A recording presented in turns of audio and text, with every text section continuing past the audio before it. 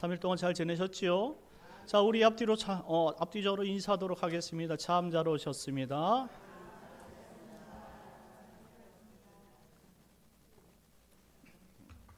참 잘 오셨습니다. 감사합니다. 저렇게 이렇게 가득 차니까 얼마나 좋습니까? 예. 이 마음 변치 마세요. 예. 임직 받고 또 안 나오고 그러면 안 됩니다. 예. 오늘 본문 말씀을 통해서 안녕 요셉이라는 제목으로 은혜를 나누려고 합니다. 우리는 35장까지 말씀을 다뤘고 36장을 지금 건너뛰어서 37장으로 들어왔다는 사실을 여러분들이 생각해야 돼요. 36장 말씀은 여러분들이 개인적으로 꼭 읽으시기 바랍니다. 36장을 설명드리지 않는 이유는 이 36장 말씀 전체 주제가 에서의 족보 이야기이기 때문입니다. 그렇다면 이렇게 생각할 수 있죠. 에서의 이야기는 중요하지 않느냐? 중요하지 않다는 말은 아니에요. 하지만 메시아의 족보가 되지 않기 때문에 우리가 지금 그것을 자세하게 언급하지 않겠다라는 말이죠. 한마디로 여러분들이 읽고 이와 같은 족보가 있다는 사실을 여러분들이 아는 것만으로도 그냥 괜찮다, 충분하다라고 생각이 됩니다. 그렇다면 왜 에서의 이야기를 36장 전체에 다루고 있는가라는 질문이 있죠. 이는 그의 아버지 이삭의 죽음과 그의 등장이 끝나기 때문입니다. 아버지 이삭이 죽으니까 에서도 성경에서 사라지는 거예요. 이거 참 여러분들에게 의미가 있으면 좋겠습니다. 창세기 35장 28절 말씀에 보면 이삭이 180세로 하나님의 부름을 받고 인생의 뒤안길로 가지요. 그리고 이제 남은 이삭의 이야기는 그의 아들 야곱과 에서 중에 야곱으로 흘러갑니다. 왜 야곱으로 흘러갈까요? 장자권 때문에 그래요. 성경은 장자권의 이야기, 하늘나라 백성의 이야기다 이 말이에요. 그런데 에서는 장자권을 받지 못했어요. 한마디로 그는 세상의 역사 속에는 있지만 하나님 나라에 기억되어진 이름은 아니다 이 말이에요. 그러니 지금 이삭과 함께 역사의 뒤안길로 사라지는, 물론 역사 속에는 에서와 에서의 종족들 족속이 계속적으로 흘러나겠지요. 하지만 성경에선 사라지더라라는 거예요. 참 여기에서 의미가 좋은 것은 여러분들에게 있어서 자녀들이 다 있어요. 하지만 예수를 믿지 않는 사람은 여러분이 하나님 나라의 부름을 받는 순간에 역사 속에서 사라지는 거예요. 하나님의 이름책, 성경적인 생명의 이름책에 기록되지 않는 아들이나 딸은 모두가 다 역사 속의 뒤안길로 사라진다는 사실을 명확하게 기록하고 있어요. 그러니 내가 살아있을 때, 이 세상에 살아있을 때 아들도 그냥 아들인 거예요. 그냥 딸도 그냥 딸인 거예요. 내가 하나님 나라에 부름 받으면 그 딸은 아무런 상관이 없어요. 나와는. 이해가십니까? 여러분들이 자녀가 예수를 믿지 않으면 여러분들이 이제 하나님의 부름을 받은 이후에 여러분들과 전혀 상관없는 사람이 되는 거예요. 왜? 여러분 천국에 갈 수 있지만 자녀들은 천국까지 못하기 때문입니다. 어디 있을까요? 안타깝지만 지옥에 가는 거예요. 이것은 불보듯 뻔한 것이고 어떤 요행이나 요령이 없어요. 예수 믿지 않는 것은 무조건 지옥입니다. 그래서 오늘 에서는 이삭의 죽음과 함께 역사 속에 사라져버립니다. 아주 너무나 안타깝지요. 그리고 나서 이제 새롭게 등장하는 인물, 바로 야곱이 등장하게 되는 것이죠. 그 야곱, 우리가 그 야곱이 쟁취한 이 장자권을 통해서 이 그의 자녀들이 어떻게 성장하는지를 오늘 살펴보게 될 것입니다. 여러분들이 꼭 기억해야 할 것은 성경적으로 우리가 살펴봤을 때에 교회를 다니다가 세상으로 떠난 자들은 교회에 다시 돌아왔다는 성경적 기록이 존재하지 않아요. 신앙생활하고 예수님을 버리고 돌아간 사람이 예수님을 다시 찾아온 경우가 없다 이 말이에요. 성경에 기록이 되지 않았어요. 이건 의미가 있는 거예요. 여러분들이 예수를 믿고자 찾아왔던 사람 역사 속에서 가룟 유다가 대표적이잖아요. 그런데 그가 예수를 딱 버리잖아요. 왜? 자기가 예수님을 찾아왔으니까. 그가 예수님을 버릴 수 있는 거예요. 하나님의 부름을 받지 못한 사람들은 자신이 언제든지 떠나도 붙잡지를 못하는 것이죠. 그런데 하나님이 부른 사람은 떠나고 싶으나 떠날 수 없다라는 것이 공통적인 특징이죠. 왜? 하나님께서 그를 붙들고 있는 인생인 줄 믿으시기 바랍니다. 중요한 얘기예요. 그러니 교회를 출석했다가 교회를 다시 떠난 사람이 돌아온 역사가 없다는 것은 그게 성령이 없다라는 징표가 되는 것이죠. 안타까운 겁니다. 참 안타까웠지만 우리는 지금 그러한 것들을 살펴볼 때에 신앙을 인내로서 잘 이겨내야 돼요. 이겨내야 됩니다. 무조건 이겨내야 되는 거예요. 나에게 주신 이 아름다운 이 생명줄과 같은 이 복음의 이야기, 예수의 이야기를 붙들고 있는 한 나에게 생명이 있는 거예요. 그러니 이거를 붙잡고 어떻게 해서든 살아가야 된다는 사실을 꼭 기억하시기 바랍니다. 이제 37장 말씀부터는 라헬의 죽음 이후에 야곱은 라헬의 아들 요셉에게 더욱 집착하는 모습으로 등장합니다. 이제 여태까지 야곱의 이야기였다면 이제부터는 라헬이 죽은 이후에 라헬의 그러한 어떠한 그 DNA를 받은 반쪽의 DNA를 받은 이 요셉에게 집착하는 모습을 보여줍니다. 그래서 끝까지 요셉의 이야기로 등장하는 것이죠.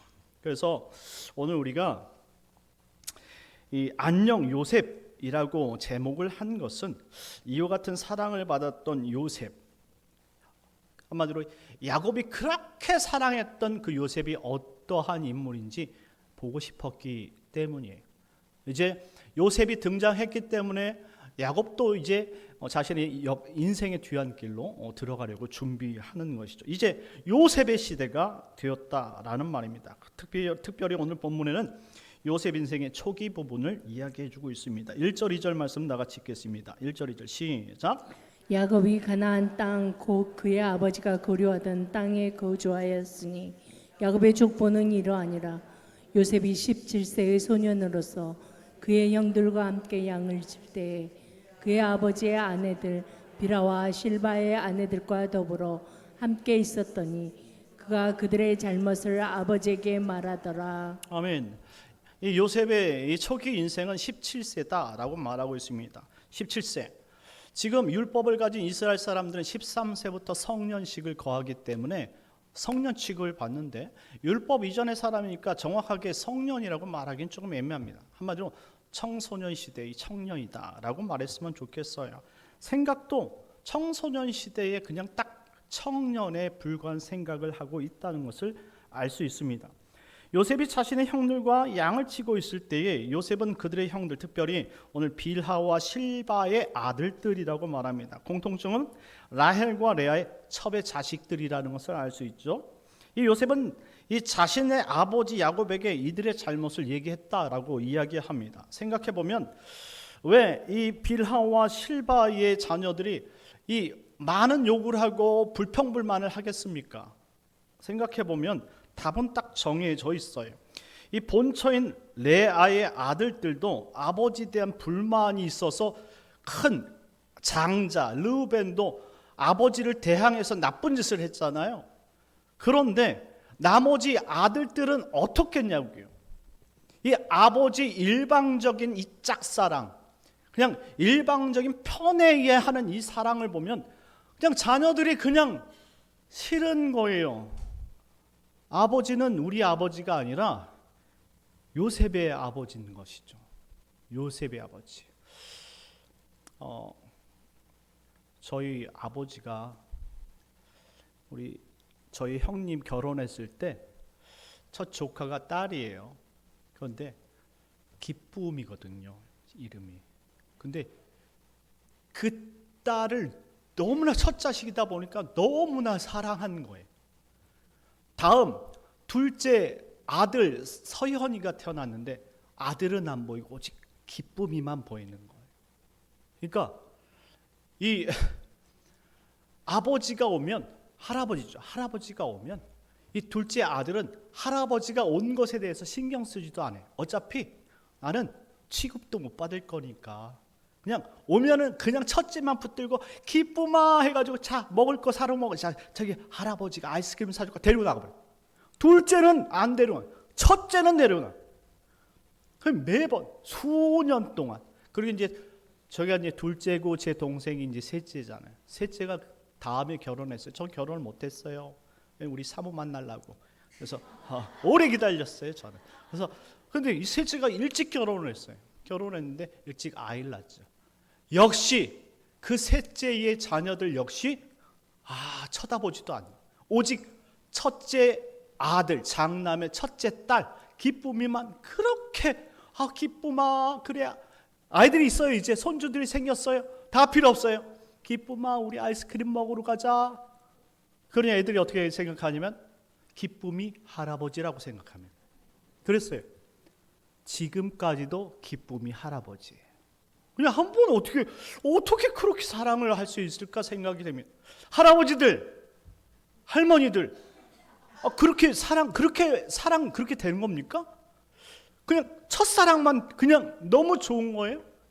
그래서 우리 아버지는 참 유별난 사랑이다라고 생각을 해서 그런데 아버지 나름대로의 그 계획 핑계가 있긴 하시는데 그것 때문에 손주들이 다 할아버지 하면은 우리 할아버지 아니라고 이야기합니다. 얼마나 안타까운 일입니까? 이거는 내가 철저히 아무리 생각해도 우리 아버지가 잘못하고 지혜롭지 못했다 이런 생각이 드는 것이죠. 자, 오늘 이건 그냥 예화예요. 오늘 이 요셉의 아버지는 야곱이고 그의 아들들은 12인데 그런데 모두가 다 이는 요셉의 아버지인 거예요. 그럼 얼마나 화가 나겠습니까? 그런 화가 나는데 얼마나 불평불만이 많겠어요.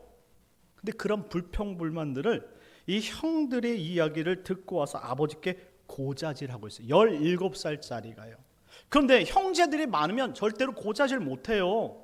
왜? 형제들만큼 위계질서가 확실한 데는 없어요. 왜냐하면 우린 삼형제인데 삼형제는 가만히 놔둬도 위계질서가 딱 잡힙니다. 형이 제가 뭐라고 잘못 얘기하면 형이 절 때려요. 그러면 때리면 맞으면서 자랐기 때문에 형이 뭐 화만 내도 이거는 조심해야겠다 이렇게 생각합니다. 그러면 제가 화풀이를 어디다가 하냐? 동생이 조금만 잘못하면 형이 때린 거에 한 배면 전 2배를 때립니다. 제가 그렇게 남자들은 그래 뭐 착하게 생기고 이런 거 필요 없어요. 남자들의 세계가 그렇다 이 말이. 형제들은 그래 위계질서가 완전히 잡혀있는 거예요. 1살 차이라도 확실합니다. 형제들 안 그렇습니까? 확실해요. 그냥 아무리 얼굴이 귀엽게 생겼고 옥동 이렇게 생겼어도 상관이 없다 이 말이에요. 남자들의 생각은 그냥 질서가 확실하다 이 말이죠. 그런데 이렇게 이야기할 수 있는 것은 편애가 만든 이 부자연스러운 환경이다 이 말이죠. 한마디로 이 다른 아들들과 이 요셉은 다르게 성장했음을 보여주고 있는 것입니다. 자, 3절과 4절 말씀 다 같이 읽겠습니다. 3절 4절 시작. 요셉은 노년에 얻은 아들이므로 이스라엘이 여러 아들들보다 그를 더 사랑하므로 그를 위하여 채색 옷을 지었더니 그의 형들이 아버지가 형들보다 그를 더 사랑함을 보고 그를 미워하여 그에게 편안하게 말할 수 없었더라. 아멘. 무슨 말씀인지 이해가 가시죠? 지금 요셉에 대한 사랑이 얼마나 큰지 요셉은 노년에 얻을 아들이므로 이게 노년에 얻어서 그런 게 아니에요. 자신이 가장 사랑했던 유일한 아내 라헬의 아들 장남이기 때문에 그래요. 나중에 이 야곱이 마지막 창세기 49장에 가면은 이 유언을 하는 장면들이 나오는데 이 장자권을 누구에게 넘겨줍니까? 요셉에게 넘겨줘요. 그러니까 이미 그냥 다른 아들은 필요가 없는 거예요.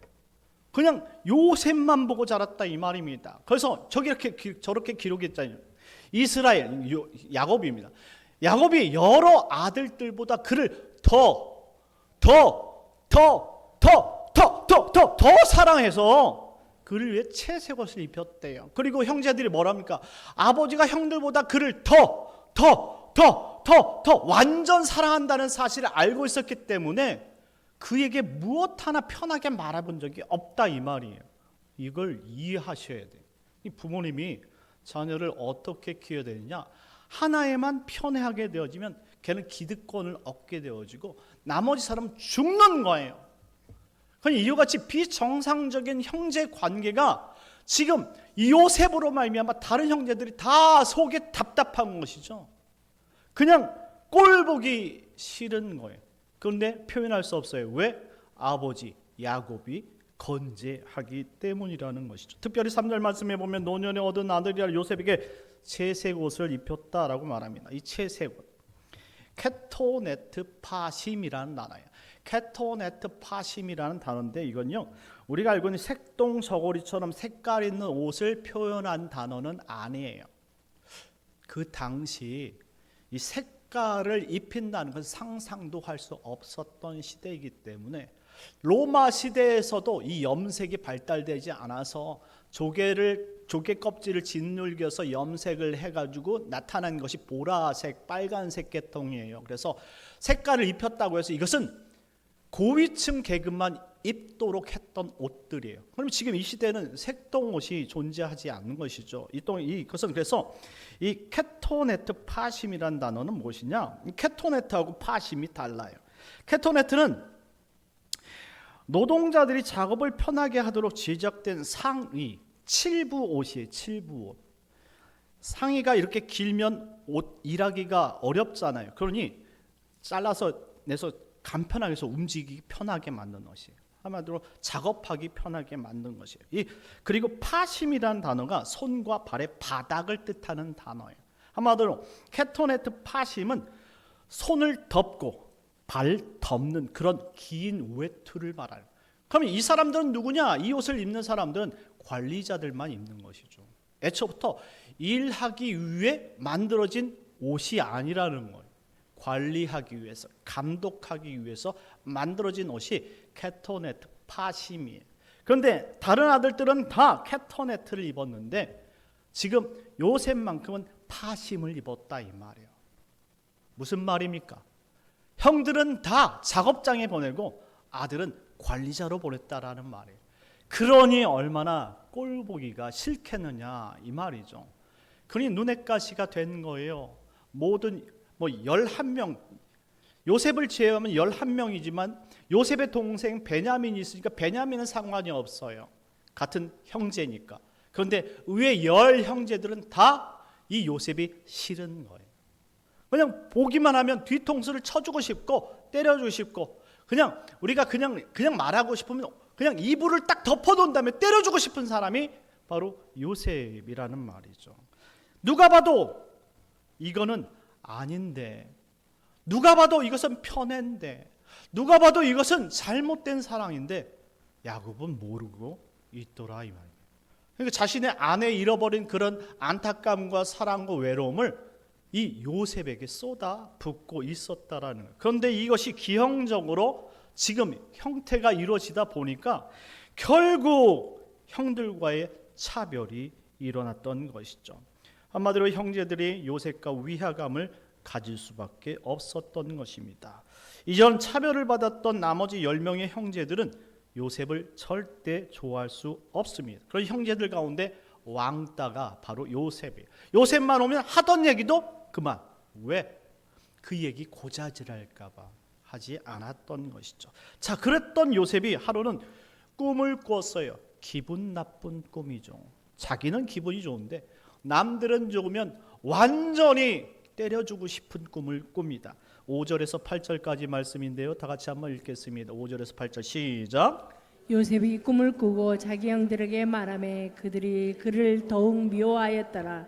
요셉이 그들에게 이르되 청하건대 내가 꾼 꿈을 들으시오. 우리가 밭에서 곡식단을 묶더니 내 단은 일어서고 당신들의 단은 내 단을 둘러서서 절하더이다. 그의 형들이 그에게 이르되 내가 참으로 우리의 왕이 되겠느냐, 참으로 우리를 다스리게 되겠느냐 하고 그의 꿈과 그의 말로 말미암아 그를 더욱 미워하더니. 아멘. 보통 이 정도 꿈을 꾸면 눈치가 있는 동생이라면 아버지에게만 이야기할 것 같아요. 근데 형들 다 모아둔 다음에 지금 뭡니까? 형들에게 말하되 내가 꾼 꿈을 들으십시오 형님들. 내가 꿈을 꿨는데 기가 찬 꿈을 꿨어요. 그냥 밭에서 곡식단이 묶여있는데 내 단은 벌떡 일어섰는데 형들의 단은 요만한데 그 요만한 단이 힘이 비리비리해서 나한테 다쳐라는 거예요. 형님 내 꿈 어떻습니까? 이렇게 얘기한 거예요. 그럼 어떨까요? 그냥 눈탱이가 밤탱이가 되는 거죠. 그냥 바로 손 쫙 나가는 것 아닙니까? 그런데 아버지가 있으니까 형들이 아무 말도 못하는 거예요. 그냥 미워하기만 하는 거예요. 아버지가 좀 요셉에게서 좀 떨어져야지 뭔 사건이라는 것이 일어날 텐데 가까이 붙어 있으니까 사건 자체가 일어나지 않고 그냥 이와 같은 일들을 계속 듣다 보니까 막 너무너무 미운 거야. 이렇게 미울 수가 없어. 분위기 파악도 못해. 인성도 모자라. 무엇인가 도대체 생각이 있는 거예요? 없는 거예요 도대체? 이런 아들이 요셉이었다라는 것입니다. 속 없는 요셉은 너무나 기분 좋았어요. 근데 철들은 아들들은 화가 나는 것이죠. 여기서 끝나지 않아요. 9절 말씀 다 같이 읽겠습니다. 시작. 요셉이 다시 꿈을 9절입니다. 시작. 요셉이 다시 꿈을 꾸고 그의 형들에게 말하여 이르되 내가 또 꿈을 꾼즉 해와 달과 11별이 내게 절하더이다 하니라. 아멘. 이게 사자성어로 점입가경이에요. 놀고 있네 이거예요. 놀고 있네. 계속 들으니까 또 이야기하겠다는 거예요. 아니 이게 이렇게 이야기를 해요. 형들이 뭐라고 뒤에서 이야기하는 걸 전혀 못 듣는 거예요. 왜? 이야기 끝나면 어때요? 아버지가 됐어 가자 아들아 이렇게 데리고 가니까 뭐 들을 수가 없는 것이죠. 요셉이 다시 꿈을 꾸고 형들에게 말하되 내가 또 꿈을 꿨어 형님들 일로 와봐 일로 와봐 일로 와봐. 근데 11별이 다 내게 절을 하더라니까. 형 어때? 크면 나한테 절해야 돼 이제? 이렇게 얘기하는데 형들이 어떻게 생각하겠어요? 5절 말씀에 보니까 요셉이 꿈을 꾸고 자기 형들에게 말할 때 그들이 더욱 미워했다라고 말합니다. 아버지의 일방적 편애가 형제간의 불화로 더욱 걷잡을 수 없게 심화되고 있는 모습을 보여주고 있습니다. 10절 11절 말씀입니다. 10절 11절 시작. 그가 그의 꿈을 아버지와 형들에게 말하매 아버지가 그를 꾸짖고 그에게 이르되 내가 꾼 꿈이 무엇이냐 나와 내 어머니와 내 형들이 참으로 가서 땅에 엎드려 내게 절하겠느냐. 그의 형들은 시기하되 그의 아버지는 그 말을 간직해 두었더라. 아멘. 자 10절 말씀에 보면은 아버지가 그만해 라고 말을 차단하는 것을 볼 수가 있죠. 네가 꾼 꿈이 무엇이냐. 나와 내 어머니와 내 형들이 참으로 가서 땅에 엎드려 내게 절하겠느냐. 이건 아버지가 막아준 거예요. 그럼 11절 바로 이렇게 이야기하죠. 그의 형들은 시기하되 그의 아버지는 그 말을 간직해 두었다. 이 표현이 뭡니까? 역시 내 아들 요셉이야. 이렇게 생각했다 이 말이에요. 역시 크게 될 놈이야. 그렇지. 비리비리한 10 아들보다 확실히 요셉이 라헬을 통해서 난 이 창자가 너무 똑똑해. 이렇게 생각했다 이 말입니다. 얼마나 위대한 아버지의 착각이냐 이 말입니다. 그리고 문장이 여기서 끝난다는 것이죠. 사랑하는 성도 여러분, 야곱의 일방적인 사랑이 요셉을 오만하게 만들었어요. 완전히 지혜를 가두고 그리고 분별력을 떨어뜨려 버렸다 이 말이죠.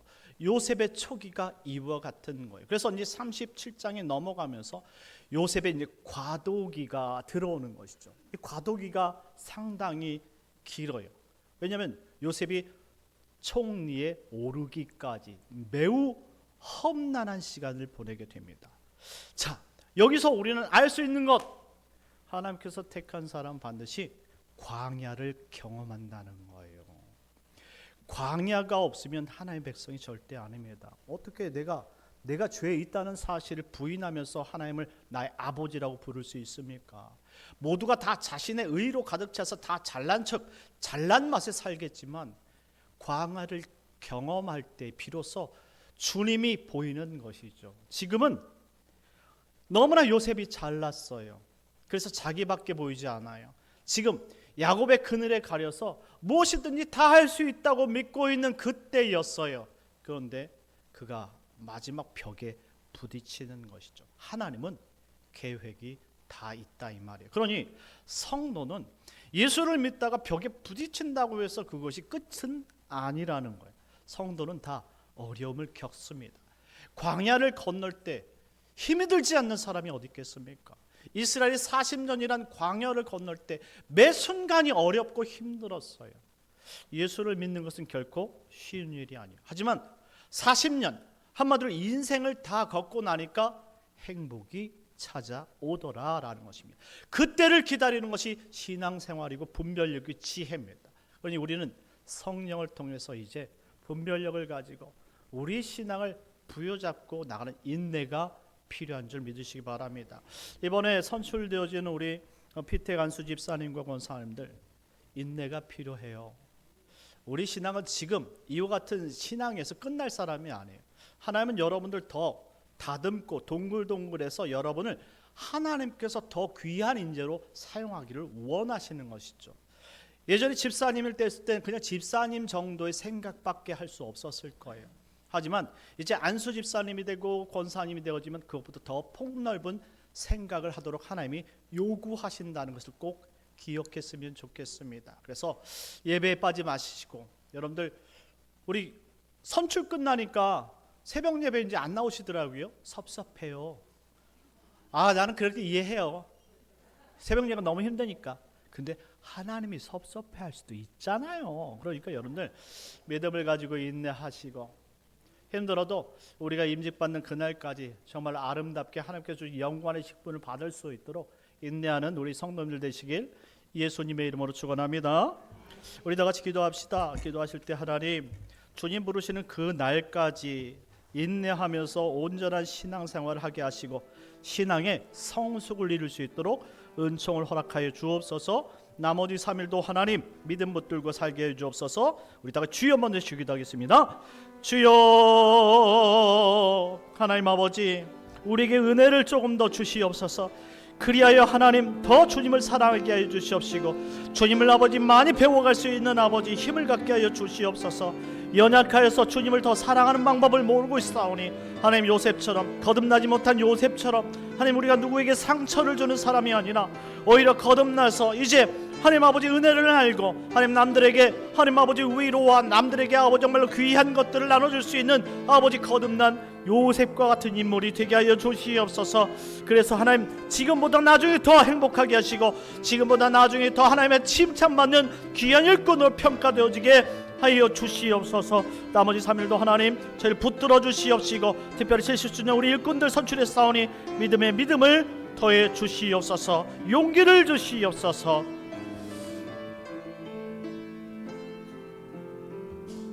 예수님의 이름으로 기도합니다. 참 좋으신 하나님 감사합니다. 하나님 아버지, 오늘 요셉의 이야기를 들었습니다. 거듭나지 못한, 아직 예수를 알지 못한, 하나님 만나지 못한 그 요셉은 정말 자신밖에 모르는 이기주의자이고 개인주의자였고 정말로 형들의 아픔을 정말 알아주지 못하는 그러한 소극적이고 정말로 생각이 짧은 사람이었지만 하나님, 그가 나중에 광야를 겪고 나서 형제들에게 은혜를 베푸는 귀한 인재와 하나님의 사람이 된 것처럼 하나님 우리도 이 광야를 지날 때에 비록 힘들지만 인내를 배우게 하여 주시고 하나님의 말씀을 통해서 분별력을 배우게 하여 주시옵시고 주의 말씀을 굳게 붙잡음으로 말미암아 결국 우리에게 영화로운 삶이 있다는 사실을 깨닫게 하여 주시옵소서. 70주년으로 인해서 하나님의 일꾼들을 선출했습니다. 하나님 인내하게 하시고 믿음을 주시고 분별력을 주시고 참고 견뎌 임직에 영광스러운 임직에 임하게 하여 주옵소서. 감사드리며 예수님의 이름으로 기도드리옵나이다. 아멘.